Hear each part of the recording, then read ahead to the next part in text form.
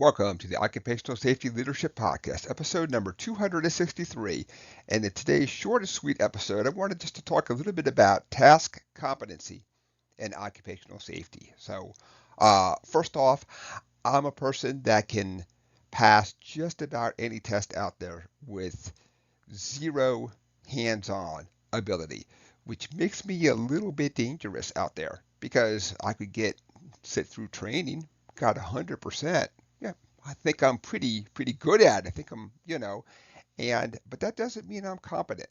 That's a great starting point. I've sat through the training, ready to go.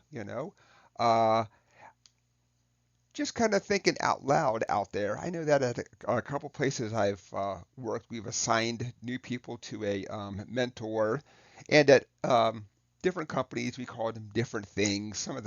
Some of the companies we called them an old timer, but just kind of somebody that we knew that even if they sat through new hire orientation and they did all the safety training and they did awesome and all that, still not the same as really doing hands-on stuff then.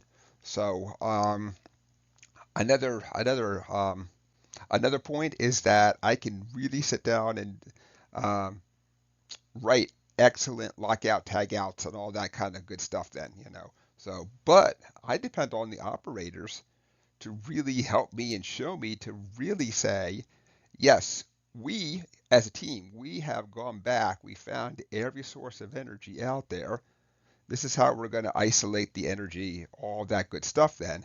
I think if I was left to my own devices, not that I wouldn't do the best job that I possibly could, but I really need input from the people who are doing this out there. So if I go back and somebody says, hey, I want you to go change out this compressed gas. So seems like a really easy task, of course. But for somebody who maybe hasn't done that, maybe they just don't even know the first step of you turn the valve off. Maybe to them, because when somebody says, hey, the cylinder's empty, the line's empty, you just go back and do it. Well, are they really going back and changing the right line? Are they really? And sometimes it's very easy, of course, to find. And other times you're chasing this gas line all over the plant, trying to really make sure you're going back to the exact right one. So just a little bit on task competency.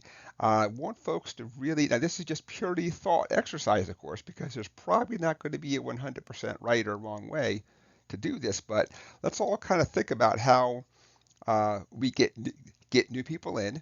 We then say, so somebody somewhere, the company, according to the operating procedures, whatever it is, when you've reached this level, you are now competent in this task.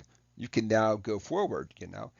And I have found a lot of companies are very focused on operating the equipment and task competency, and not that they're purposely not thinking about safety, but they're really thinking about, well, how do I pump out more of these widgets?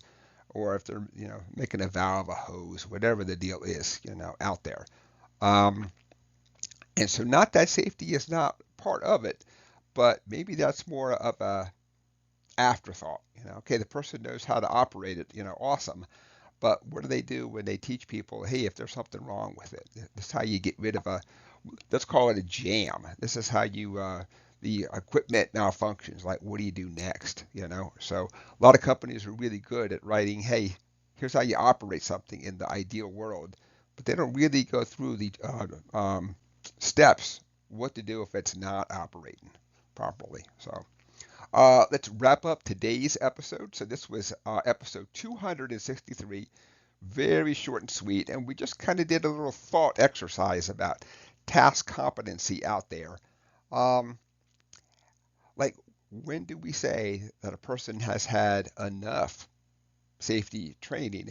And not just that, but what happens when we go back and even after they've been trained, a person says, well, I skipped a step, or I was busy, or I was, because all of us are flawed humans. We all have to have some follow up there. Sometimes that follow up is a nice personal talk with, hey, let's talk about what you learned.